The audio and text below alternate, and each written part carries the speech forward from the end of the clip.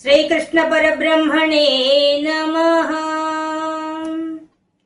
శ్రీమద్ భగవద్గీతలో మనం 12వ అధ్యాయం భక్తి యోగంలో ఈ రోజు 18, 19, 20 శ్లోకాల నుండి విశేషాంశాలు తెలుసుకుందాం. మనకు పరమాత్మ భక్తుడు ఏ విధంగా ఉంటే తనకి ఇష్టమైన విషయాలు చెప్పుకుంటూ వస్తున్నారు. చాలా అద్భుతంగా చాలా విషయాలు చెప్పారు. దాదాపు 35 విషయాలు చెప్పారు. ఈ 35 విషయాలు మనం ఆచరించాలని మనకు గైడెన్స్ ఇస్తున్నారు. ఎప్పుడైతే విభూతి యోగం చెప్పి విశ్వరూప సందర్శన యోగం చెప్పి తరువాత ఈ భక్తి యోగం చెప్పబడుతోంది. అంటే విభూతి యోగంలో ఏది చెప్పారో అది దర్శింపజేశాడు విశ్వరూప సందర్శన యోగంలో. ఆ విధంగా సందర్శనం పొందాలంటే ఆ విభూతి యోగాన్ని అనుభవంలో తెచ్చుకోవాలంటే ఏం చెయ్యాలి అన్నప్పుడు భక్తి యోగం చెప్తున్నారు. అంటే చెప్పే ప్రణాళిక, ఆ తీసుకొచ్చే సిలబస్, ఆ పరమాత్మ ప్రణాళిక ఎంత అద్భుతంగా ఉందో అని చెప్పే విధానం. కాబట్టి మనం పరమాత్మను పొందాలంటే మనకు భక్తి ఉండాలి. ముందు చెప్పాడు అనన్యమైన భక్తి ఉండాలని చెప్పేశారు. ఆ అనన్యమైన భక్తి కూడా రావాలంటే ముందు భక్తుడికి ఏ లక్షణాలు ఉండాలి, ఎటువంటి వాడంటే తనకిష్టమైన విషయాన్ని చెప్పుకుంటూ వస్తున్నారు. నిజంగా అద్భుతం. ఈ విషయాన్ని మనకున్నాయని ఆత్మవిమర్శ చేసుకుంటే ఈ లక్షణాన్ని పొందడం చాలా కష్టమైన విషయం అనిపిస్తుంది. ఎందువల్ల ఇది కేవలం సన్యాసులకే సాధ్యమవుతుందేమో అనిపిస్తుంది. కానీ సంసారంలో ఉన్న వాళ్ళకే చాలా సులభంగా వస్తాయి. ఎందుకు? వైరాగ్యం రావడానికి సంసారమే ఆధారం. సన్యాసి కన్నా తొందరగా వైరాగ్యం రావడానికి, అనుభవం రావడానికి ఉండే అవకాశం సంసారకే ఎక్కువ ఉంటుంది. కాబట్టి పరమాత్మ నిత్య చేసే పూజ అంటేనే త్యాగం. పూజలతో మొదలు పెట్టించి మన చేత జ్ఞానం దాకా తీసుకెళ్ళిపోతున్నారు. అంటే అందుకనే ఈ యొక్క అధ్యాయం మొట్టమొదటి అర్జునుడు అడిగినది అదే. ఇటువంటి నిన్ను ఉపాసన చేయాలంటే నిరాకార తత్వంతో చేసే ఉపాసన చేసే గొప్పదా, సాకారంతో చేసే ఉపాసన గొప్పదా? మొట్టమొదటి అడిగిన ప్రశ్నే అది. వాడు గొప్పవాడా వీడు గొప్పవాడని అడిగాడు. కానీ ఆయన ఏం తెలివిగా చెప్పాడు, నిరాకార తత్వం అందుకోవడానికి అడ్డంగా శరీర భ్రాంతి ఉంటుంది, దాన్ని గెలవడం కష్టము, కానీ దానికి ఎలా వెళ్తే సాధించవచ్చు అని దానికి ఒక్కొక్క మెట్టు చెప్పుకుంటూ వచ్చారు. అద్భుతంగా చెప్పారు. కర్మపద త్యాగం చేయడంతో సహా చెప్పేశారు. అభ్యాసం చెప్పాడు, జ్ఞానం చెప్పాడు, చివరికి కర్మపద త్యాగం చెప్పేశాడు. చెప్పుకుంటూ వచ్చి ఏం చేశాడు, మరి ఇలా చేస్తే ఎలాంటి లక్షణాలు ఉంటే నాకు ఇష్టం అవుతారు అని 2 విషయాలు చెప్పింది. ఇక్కడేమో 2 విషయాలు ఈ యొక్క అభ్యాసం చెప్పింది మాత్రం, అధ్యాయంలో చెప్పింది మాత్రం 2 విషయాలైనా కూడా మనం అభ్యాసం చేయదగ్గవి, ఖచ్చితంగా చేస్తుంది మన జీవితంలో. ఎప్పటికప్పుడు చేస్తేనే కానీ మనం తరించలేం అనే విషయం మనకు అర్థమైపోతుంది. కానీ అన్నిటికన్నా సులభమైంది ఏంటంటే ఆ కర్మఫల త్యాగం ఒకటి, రెండోది వచ్చేసి అనన్యమైన భక్తి. ఈ 2 సాధిస్తే మిగతా అన్ని అవే ఆటోమేటిక్గా చేస్తాయి, ఏం కష్టపడాల్సిన అవసరం లేదు.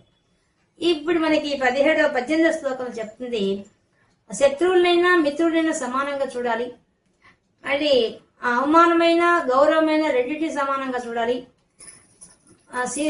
అది శారీరకంగా వచ్చేసరికి వేడి కానీ సవనైనా కానీ సుఖం కానీ దుఃఖాన్ని కానీ సమానంగా స్వీకరించాలి. మరియు సంఘం ఉండకూడదు అని చెప్పారు. 19వ శ్లోకానికి వచ్చేసరికి ఎవరిన దూషించినా నిందించినా స్తోత్రం చేసినా సమానంగా తీసుకోవాలి, మౌనంగా ఉండాలి, సంతృప్తిగా జీవించాలి, ఏది జరిగినా పట్టించుకోకూడదు, మరియు స్థిరంగా ఒకే దగ్గర ఉండాలనే నియమం ఉండదు.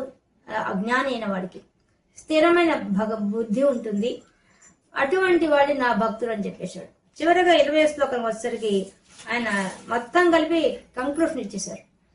అంటే మా అంత చాప్టర్ మొత్తంలో ఏం చెప్పారో అంతా కలిసి కంక్లూషన్ ఇచ్చేశారు. ఏమని?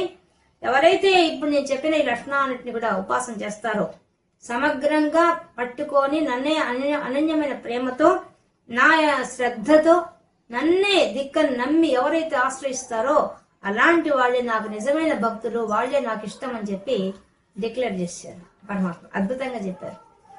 కాబట్టి ఇప్పటిదాకా మనం చెప్పినవన్నీ మనం గమనిస్తే ఇన్ని విషయాల్లో నిజానికి ఇది పర్సనాలిటీ డెవలప్మెంట్. మన నిజ జీవితంలో కానీ ఈ లక్షణాలు మనం కలిగి ఉంటే నిజ జీవితంలో ఉండే కష్ట నష్టాలకి ఎదుర్కోగలం, మరియు ఆధ్యాత్మికంగా ఎదగగలం, మరియు పరమాత్మను చేరుకోగలం. పరమాత్మకు ఇష్టమైన వాళ్ళం అవుతాము, చివరికి జన్మ లేకుండా చేసుకోవచ్చు. ఇన్ని అవకాశాలు ఈ యొక్క అధ్యాయంలో చెప్పండి. ప్రతి అంశాన్ని కూడా కూలంకషంగా మనం ప్రయత్నం చేసి ఒక్కొక్క మెట్టు ఎక్కడైనా ప్రయత్నం చేస్తే ఎప్పటికైనా ఇవన్నీ సాధించవచ్చు. నిజ జీవితంలో గెలుపు సాధించవచ్చు ముందు, ఆ తర్వాత పరమాత్మను కూడా చేరుకోవడానికి సులభమైపోతుంది.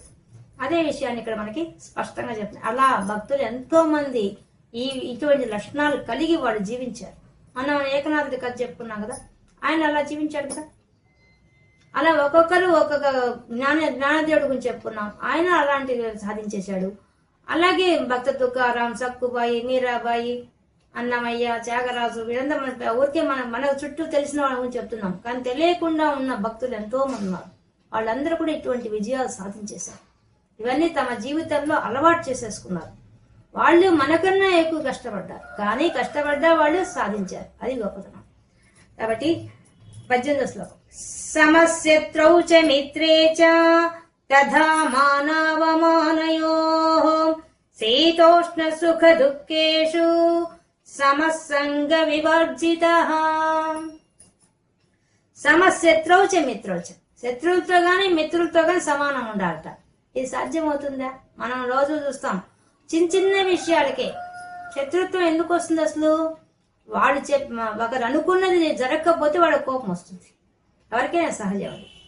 దానివల్ల శత్రుత్వ భావం వచ్చేస్తుంది. వాళ్ళు అనుకున్నట్టుగా ఇతరులు ఉండాలి, ఉంటేనే శత్రువులు కాబట్టి మిత్రులుగా ఉంటారు. వాళ్ళు అనుకున్న దానికి వ్యతిరేకంగా ఉంటే వాళ్ళు శత్రువులు అయిపోతారు. ఇదే రోజు జరిగే విషయం. నిజానికి అందరూ మనం చెప్పినట్టుగా ఎందుకు ఉండాలి అసలు, ఎందుకు వినాలి అసలు అనుకున్నప్పుడు బాగా ఆలోచన చేసే జ్ఞాని అయితే శత్రువునైనా కూడా నవ్వుతూ తీసేసుకుంటాడు, పట్టించుకోడు. ఎందువల్ల? ఆ శత్రువు వల్లే నిజానికి మనం అభివృద్ధి సాధిస్తాం. ఎందువల్ల? శత్రువు ఉన్నవాడు మనకు నువ్వు ఇట్లా ఉంటే నాకు నచ్చలేని చెప్తున్నా అంటే మనకు ఆ బ్యాడ్ క్వాలిటీ ఉందని మనకు అర్థమైపోతుంది. దాన్ని మనం ఇంప్రూవ్ చేసుకునే ప్రయత్నం చేస్తాం. తద్వారా మనం మిత్రుడి కన్నా శత్రువుతోనే మనం ఎక్కువ లాభం పొందుతాం. వాళ్ళు అనే మాటల వల్ల మన లోపం మనకు తెలిసి వస్తుంది. ఒకవేళ లోపం లేకుండా కూడా శత్రుత్వం పెంచుకునే వాళ్ళు ఉంటారు. అంటే కల్పించుకొని మనకు వేరే వాళ్ళు చెప్పుడు మాట చేసే దానివల్ల శత్రుత్వం పెంచుకునే వాళ్ళు ఉంటారు. అలాంటి వాళ్ళ వల్ల మనకు ఉపయోగం లేదు. కానీ ఈ విధంగా నేరుగా శత్రుత్వం వహించే వాళ్ళ మాత్రం మనకు వాళ్ళు గొప్ప సలహా ఇస్తున్న వాళ్ళ లెక్క. అందుకే జ్ఞాని అయిన వాడు ఏం చేస్తాడు? శత్రువు వచ్చినా నవ్వుతూనే ఉంటాడు, మిత్రుడు వచ్చినా నవ్వుతూనే ఉంటాడు. ఇద్దరు సమానంగా చూసే కెపాసిటీ వాడికి ఉంటుంది. ఎవరికి? జ్ఞాని అయిన వాడికి ఉంటుంది. ఇక్కడ చెప్తుంది జ్ఞాన భక్తుడి గురించి. టాప్ మోస్ట్ లో ఉండే జ్ఞాన భక్తుడి యొక్క లక్షణాలు చెప్తున్నారు. ఈ లక్షణాలన్నీ పొందితే మనం ఆ జ్ఞాన భక్తులు అయిపోతాం. కానీ ఈ లక్షణాలు సహజంగా ఉంటాయి జ్ఞానికి. మనం ప్రయత్నించి సాధించాలి, వాళ్లకు సహజంగా ఉంటాయి. అది వాళ్లకు మనకు తేడా. కాబట్టి సమశత్రౌ చ మిత్రే చ తథా మానవమానయోహో, అలాగే మానం గౌరవించడం గాని అవమానం గాని రెండింటినీ సమానంగా తీసుకోవడం. ఇది చాలా కష్టం. మనం బాగా గౌరవిస్తే మనం బాగా యాక్సెప్ట్ చేస్తాం, కానీ మనం అవమానపరిస్తే మనం యాక్సెప్ట్ చేయలేం. మనకు అది సాధ్యం కాదు. ఇంటికి వచ్చి ఒకవేళ అక్కడ తట్టుకున్నా ఇంటికి వచ్చి ఏడుస్తూ కూర్చుంటాం. వాళ్ళు మనం అవమానపరిచారు ఆ సందర్భంలో ఈ సందర్భంలో అని చెప్పి ఏడుస్తూ కూర్చుంటాం. కానీ అవమానాన్ని కూడా తీసుకోగల శక్తి ఎవరికి ఉంటుంది? కేవలం జ్ఞాన భక్తుడికి మాత్రం ఉంటుంది. వాళ్ళు ఆ రెండు సమానంగా తీసుకోగలరు. వాళ్ళు గౌరవించకపోయినా పట్టించుకోరు, గౌరవించినా పట్టించుకోరు. వీళ్ళు కాదు గౌరవించవలసింది, నన్ను భగవంతుడు గౌరవించాలి అనేది లక్ష్యం వాళ్ళకు ఉంటుంది. వీళ్ళెంత నాతో పాటు పుట్టిన మనుషులు, వీళ్ళేంది నన్ను గౌరవించేది, వీళ్ళేంది నన్ను అవమానపరిచేది, నాకు ఆ భగవంతుడు పట్టించుకోవాల్సింది. ఆయన గౌరవిస్తే అప్పుడు నేను ఆనందపడిపోతా అని చెప్పి ఆ జ్ఞాన భక్తుల వాడు ఆ లెవెల్లో ఉంటాడు. కాబట్టి వాడికి రెండు సమానమే. వాడు ఏవి తీసుకోడు. మన రెండు సమానంగా చూడడానికి కెపాసిటీ వాడికి ఉంటుంది. శీతోష్ణ సుఖ దుఃఖేషు, శీతలము ఉష్ణము, ఇవంతా మనకి 2వ అధ్యాయంలో చెప్పేశారు. సిద్ధపెట్టిన లక్షణాల్లో ఇవన్నీ చెప్పినవే. అవి అయినా అంతే, ఇవైనా అంతే. అభ్యాసం గురించి చెప్తున్నారు కాబట్టి ఇప్పుడు ఇంకొంచెం డీప్గా చెప్తున్నారు. శీతలము ఉష్ణము ఇది శరీరానికి సంబంధించింది. శరీరానికి చలి ఉన్నా వేడి ఉన్నా తట్టుకునే శక్తి అందరికీ ఉండదు. సాధన చేసేవాడికి, భక్తి మార్గంలో ఉన్న వాడికి అది సాధ్యం. కొంతమంది భక్తులు ఉంటారు, వాళ్ళు ఒక గురువు గారి దగ్గరికి వచ్చి ఒక శిష్యుడు అడుగుతాడు, మీరు పల్లకిలో ఊరేగుతున్నారు, మీరేం పెద్ద గొప్ప గురువులా అంటాడు. ఆయన వెంటనే పల్లకి దిగేసి మసిలిపోయి ఒక బండ మీద వస్త్రాలు లేకుండా పడుకుంటాడు. నేను పడుకున్నాను, ఇప్పుడు నువ్వు పడుకో, నన్ను అన్నావు కదా మాట, ఇప్పుడు చెప్పు. నాకు పల్లకిలో ఊరేగించిన ఒకటే, పల్లకి లేకుండా ఎండలో పడుకోబెట్టినా ఒకటే. ఏదో నువ్వు పెద్ద వర్షం వస్తే కూర్చోబెడతావు, కూర్చుంటావు. అంటే ఆ సాధనా బలం వల్ల శరీరాన్ని దృఢ చేసుకుంటారు వాళ్ళు. ఆ దృఢం వల్ల ఎటువంటిదైనా సాధించగలుగుతారు అటువంటి వాళ్ళు. జ్ఞాన భక్తులు ఎప్పుడూ అది సాధించేస్తారు. శరీరం వాళ్ళు చెప్పిన మాట వింటుంది. అది వేడి అయినా చల్లదనమైనా. కొంతమంది భక్తులు ఉంటారు, మా ప్రాచీన కాలం మనం చదివితే పుస్తకాల్లో తెలుస్తుంది. వాళ్ళు ఏం చెప్తారు తెలుసా, అసలు మాకు ఇల్లు ఎందుకు అంటారు. మన నిజానికి మనం పెళ్లి కాగానే ఇల్లు కావాలి మనకి ముందు. కానీ వాళ్ళు కుటుంబంలో ఉంటారు, పెళ్లి చేసుకుంటారు, కానీ ఇల్లు అడగరు. ఎందుకు అడగరు? వాళ్ళు అంటారు ప్రకృతిలో లేని వస్తువే ఉంది, ప్రకృతిలో చెట్టు కింద ఉంటే జరిగిపోతుంది. ఒక వర్షాకాలం అక్కడ మిగతా అంతటికి ఏం అవసరం లేదు కదా ఇల్లు. వర్షాకాలం కోసమా ఆకులన్నీ తీసుకొని బయట ఒక వసరాగా వేసుకొని ఆ కొద్ది కాలం గడిపేస్తాం, మాకు ఇల్లు వద్దంటారు. అంటే అంత గొప్ప స్థితిలో ఉన్నారు. శీతలాన్ని ఉష్ణాన్ని రెండింటినీ సమానంగా భరించే అంత శక్తి వాళ్ళకున్నారు. అంటే ఆ ఉపాసన బలం అంత గొప్పగా ఉంది. ఆ జ్ఞాన భక్తుల యొక్క స్థితి అలా ఉంది. కాబట్టి శీతలం ఉష్ణము సమానంగా తీసుకుంటారు. సుఖము దుఃఖము. మనం సుఖం లేకపోతే ఎండాకాలం వచ్చేసింది, మనం ఏసీ లేకపోతే ఉండలేము. మన శరీరానికి అంత ప్రిఫరెన్స్ ఇచ్చేస్తాం. సుఖం కోసంగా దీనికి అన్ని ఏర్పాటు చేసేస్తాం. దుఃఖాన్ని కొంచెం కూడా భరించలేం. కానీ ఈ సుఖాన్ని దుఃఖాన్ని కూడా సమానంగా తీసుకునే శక్తి ఆ జ్ఞాన భక్తులకు ఉంటుంది. వాళ్ళు తీసేసుకుంటారు. వాళ్ళు ఏమీ పెద్ద పట్టించుకోరు. శరీరానికి ప్రాముఖ్యత ఇవ్వరు అసలు. శరీరం సుఖపెట్టాలనే కోసం ఏమాత్రం ప్రయత్నం చేయరు. కాబట్టి వాళ్ళ సుఖమైన ఒకటి, దుఃఖమైన ఒకటి, రెండు ఈక్వల్ గా ఉంటాయి. వాళ్ళ స్థాయి వేరే. అది సమంగా చూసుకుంటారు. సంఘ వివర్జిత. వాళ్ళకి సంఘ వివర్జిత వేటి ఎందు ఆసక్తి ఉండదు, అటాచ్మెంట్ ఉండదు. జీవితంలో వచ్చే పెద్దాని మీద అందరితో ఉంటారు, అందరి మధ్య ఉంటారు, కానీ దేంతో అటాచ్మెంట్ ఉండదు. ఇవంతా మానసికంగా ఉండే విషయాలు. ఇప్పుడు చెప్పిన ఇవన్నీ ద్వంద్వాలు అంటారు. అన్ని రెండుగా ఉన్నాయి. శత్రువు మిత్రుడు ఇద్దరు రెండు ద్వంద్వాలు. ఈ ద్వంద్వాల్లో మనం ఎప్పుడు ఇరుక్కోపోయి ఉంటాం. ద్వంద్వాలంటే రెండు. ఈ రెండు మనకి ఎప్పుడు జీవితంలో ఉంటాయి. వీటన్నిటికీ సాధారణంగా ఉండే మనమంతా లొంగిపోతాం. కానీ భక్తి పరాకాష్ఠ చెందిన వాళ్ళు, జ్ఞాన భక్తులైన వాళ్ళు వీటన్నిటికి లొంగరు. ఇవంతా మానసిక లక్షణాలే, మనకున్న మానసిక లక్షణాలు. ఒకరిని చూస్తుంటారు, అబ్బా నాకు అతను చూస్తే చిరాకబ్బా, అతను మాట్లాడితే నాకు నచ్చదండి అంటాం. అదన్నా అంటున్నావు, ఏం చూసి అంటున్నావు? నీలాగా పుట్టిన మనిషే కదా. అంటే ఎదుటి మనిషిలో లోపాన్ని చక్కగా గమనించే శక్తి ఉంది. అందువల్ల వాళ్ళు నచ్చలేదు, వీళ్ళు నచ్చలేదు డిక్లేర్ చేస్తున్నాం. అవసరం ఏముంది? నేను ఎంతకాలం ఉంటావు? ఉన్నంతకాలం భూమి మీద ఉండే చాలా తక్కువ కాలం. ఆ తక్కువ కాలంలో మన శత్రువులు మిత్రులు ఇంతమంది ఉన్నారా? ఇన్ని రకాలుగా ఏం లేరు కదా. ఇవంతా జ్ఞాని ఆలోచిస్తాడు. ఉండే కాలం చాలా తక్కువ కాలం, బతికేదే చాలా తక్కువ కాలం.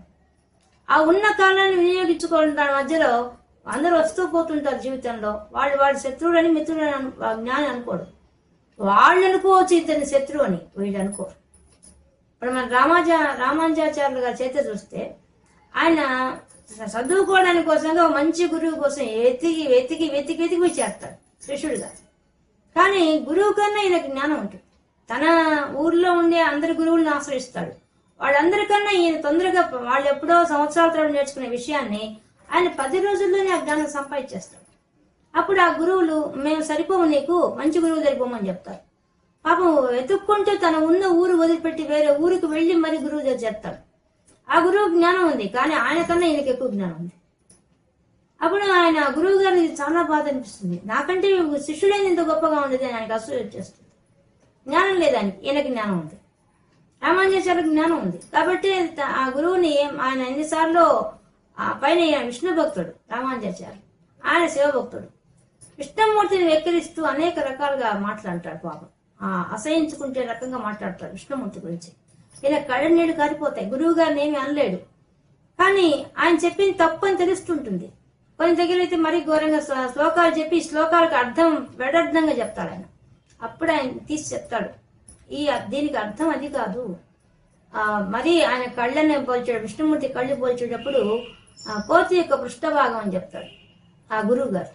వెంటనే ఆయన దాని అర్థాన్ని మార్చి, కాదు అక్కడ చెప్తోంది పద్మముల వంటి కళ్ళు గలవాడని చెప్తున్నారు అని చెప్తాడు. ఆ శిష్యులందరూ ఆశ్చర్యపోతారు, గురువు కన్నా ఎంత చక్కగా వివరించాడని చెప్పేసి. కానీ గురువు గారు పెట్టుకోలేకపోతారు. ఆయన చంపడానికి ప్రయత్నం చేస్తారు. అక్కడ గురువే, మరి ఆయన జ్ఞానం ఎక్కడుంది, ఈయన జ్ఞానం ఎక్కడున్నది? జ్ఞానస్థాయి చాలా గొప్పగా ఉన్నాడు రామానుజాచార్యులు గారు. అలా గురువుల దగ్గరే చాలా ఇబ్బంది పడిపోయాడు. చాలా దగ్గర అవమానపరుస్తాడు. అవమానాన్ని కూడా గురువు గారు అంతటి వాళ్ళు అంటున్నారని పట్టించుకోడు. అవమానాన్ని మానవాన్ని అవమానాన్ని. శిష్యులంతా ఈయన మెచ్చుకుంటారు, శిష్యుడి పైన ఇంత గొప్పగా జ్ఞానం ఉందని వాళ్ళు మెచ్చుకుంటారు, ఈయన తిడుతుంటాడు. కానీ రెండింటినీ సమానంగా చూస్తాడు. గొప్ప విషయం అది, సామాన్య విషయం కాదు కదా. తనకన్నా ఉన్నత స్థాయిలో ఉండే గురువు అవమానిస్తుంటే ఎంత బాధ ఉంటుంది, కానీ ఆయన సమానంగా తీసుకుంటాడు. అలాగే ఆయన చంపడానికే ప్రయత్నిస్తాడు. సుఖం దుఃఖం వెంటనే ఉన్నాయని కట్టుకుంటాడు.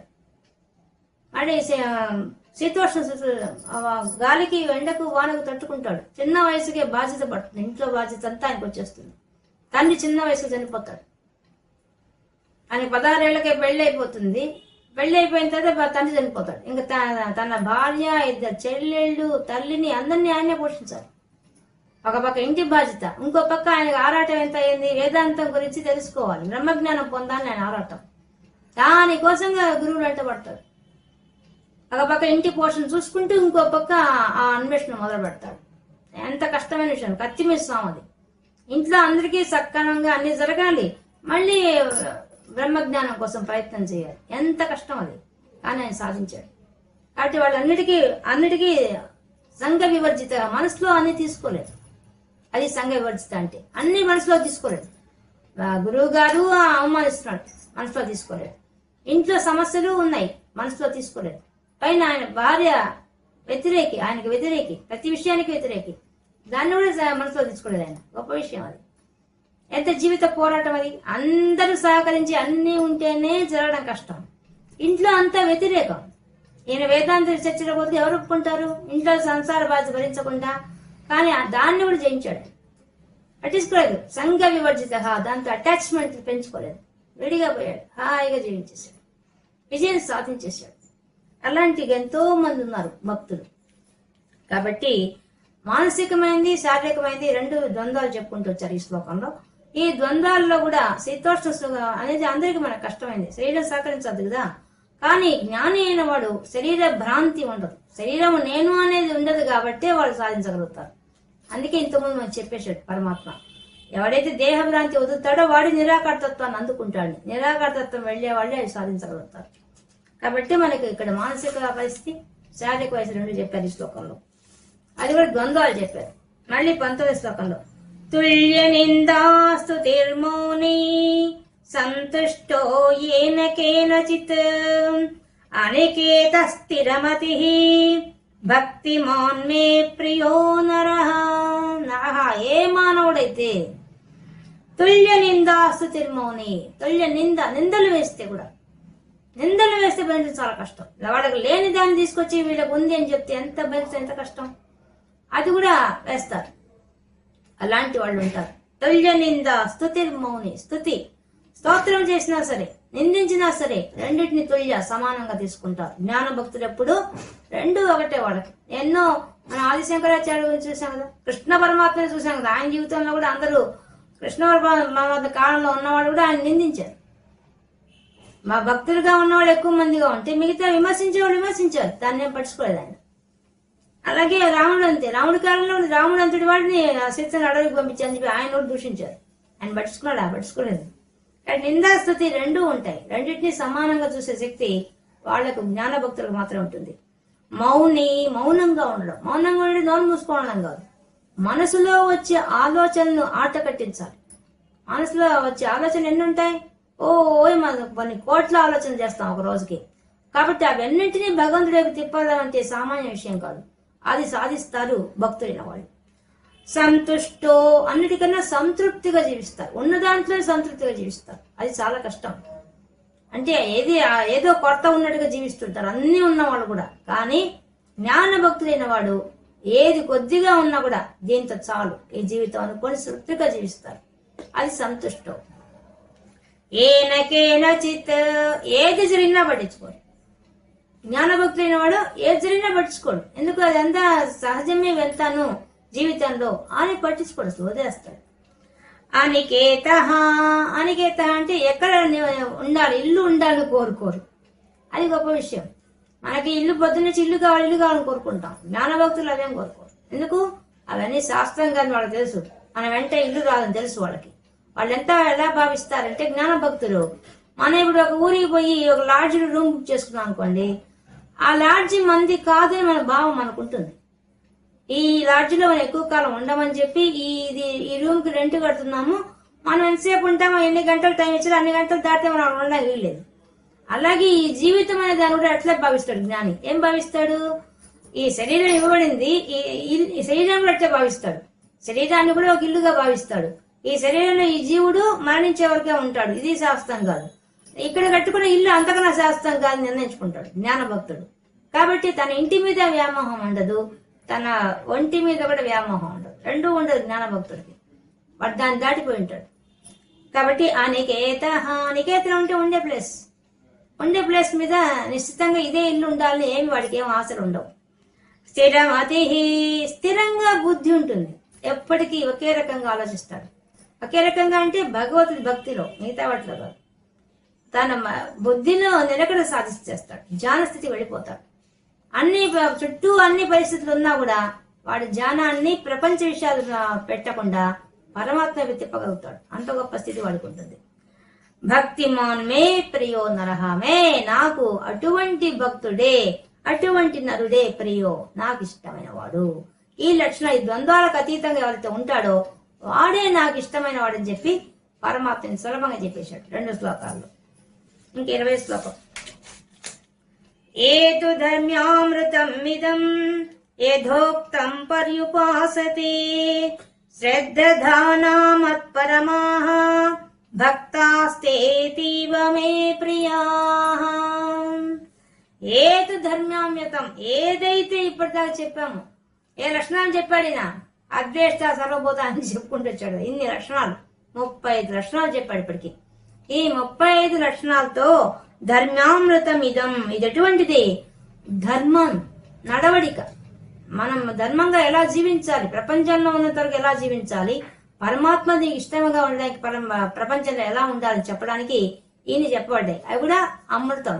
అమృతం అంటే మృతము లేనిది.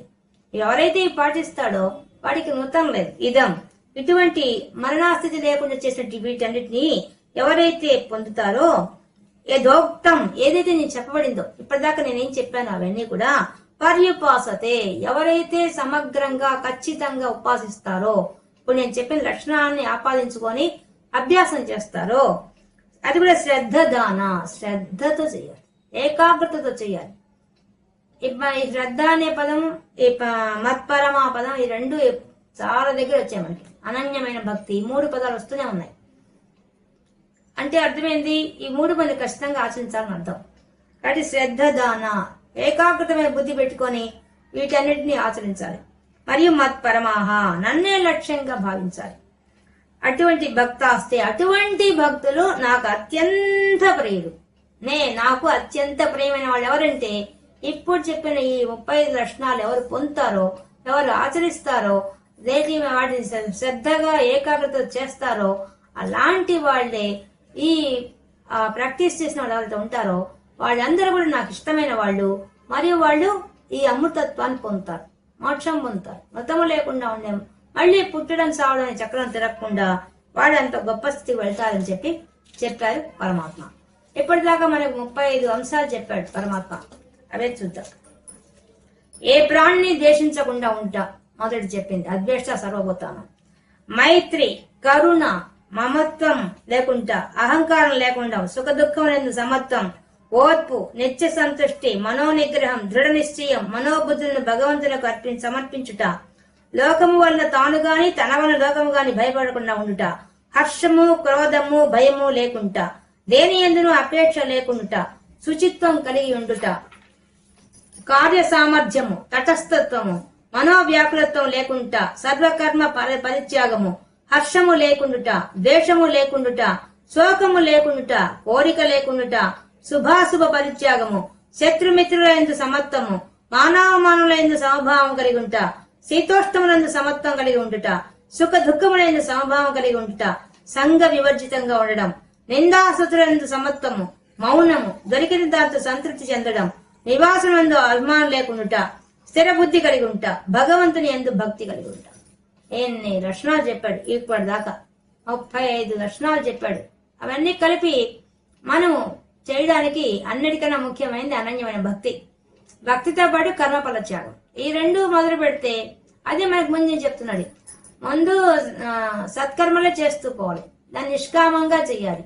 నిష్కామంగా చేస్తుందంటే ఫలం ఆశించకూడదు. ఫలం ఆశించకుండా సంఘం ఉండకూడదు. తర్వాత ఈశ్వరార్పణ బుద్ధితో చేయాలి. ఇవన్నీ చేయాలంటే భక్తి ముఖ్యం ఉండాలి. కాబట్టి ఇవి చేస్తూ ఉంటే మాత్రం ఈ లక్షణాలు ఆటోమేటిక్ గా ఆయన చెప్పినవి మన జీవితంలోకి వచ్చేస్తాయి. ఎప్పుడైతే ఈ 12వ అధ్యాయం మనం శ్రద్ధగా విన్నామో ఈ యొక్క 35 లక్షణాల్లో ఒక్కోటి మనం ప్రయత్నం చేస్తే సులభంగా సాధించవచ్చు. భక్తి వస్తే ఆటోమేటిక్ గా ఇవన్నీ వచ్చేస్తాయి. భక్తి రావడమే కష్టం. ఎందువల్ల భక్తిలో ఉన్నాం అనుకుంటున్నాం, కానీ నిజానికి భక్తిలో ఉండలేం. కొద్దిసేపు మాత్రమే భక్తిని చూపించగలుగుతాం తప్ప నిరంతరము పరమాహ అని చెప్పేసాడుగా ఆయన. నన్నే లక్ష్యంగా పెట్టుకున్న వాళ్ళకు మాత్రమే మనకు ప్రపంచ విషయాలు లక్ష్యంగా ఉంటాయి తప్ప పరమాత్మ విషయం లక్ష్యంగా ఉండదు. ఆ లక్ష్యం ఎప్పుడు ఇది సాధిస్తామో అప్పుడు ఇవన్నీ మనకు జీవితంలోకి వచ్చేస్తాయి. భగవంతుడు ఉన్నాడనే ఒక ధైర్యం రాగానే మనకు మిగతా అన్ని మనకు ఆటోమేటిక్ గా అలవాటైపోతాయి. కాబట్టి ఈ విధంగా మనకు పరమాత్మ ఇన్ని విషయాలను ఈ యొక్క అధ్యాయం ద్వారా మనకు సంపూర్ణమైన భక్తుడి యొక్క లక్షణాలని ఎలా ఉపాసన చేయాలనే విషయాన్ని కూడా సక్రమంగా చెప్పేశారు. ఉపాసన చేసేటప్పుడు అభ్యాసం ఎలా చేయాలి? జ్ఞానంతో చేయాలి. ఆ జ్ఞానం కూడా కర్మఫల త్యాగంతో మొదలు పెట్టమని చెప్పాడు. రాకపోతే ఆయన చెప్పినట్టుగా ఆ జ్ఞానస్థితికి వెళ్ళలేకపోతే కర్మఫల త్యాగంతో మొదలు పెట్టమని చెప్పాడు. ఒక్కొక్క మెట్టు ఏ విధంగా సాధించాలో కూడా చక్కగా చెప్పారు. 2 అంశాలు చెప్పిన 2 అంశాలు అద్భుతంగా చెప్పారు ఈ యొక్క అధ్యాయంలో. ఈ రోజు మనం ఈ భగవద్గీతలో భక్తి యోగంలో 18, 19, 20 శ్లోకాల్లో ఉండే విషయాలు తెలుసుకున్నాం. ఇది శ్రీమద్భగవద్గీతాసు ఉపనిషత్సు బ్రహ్మ విద్యాయాం యోగశాస్త్రే శ్రీకృష్ణార్జున సంవాదే భక్తి యోగో నామ 12ోऽధ్యాయః. కృష్ణార్పణం.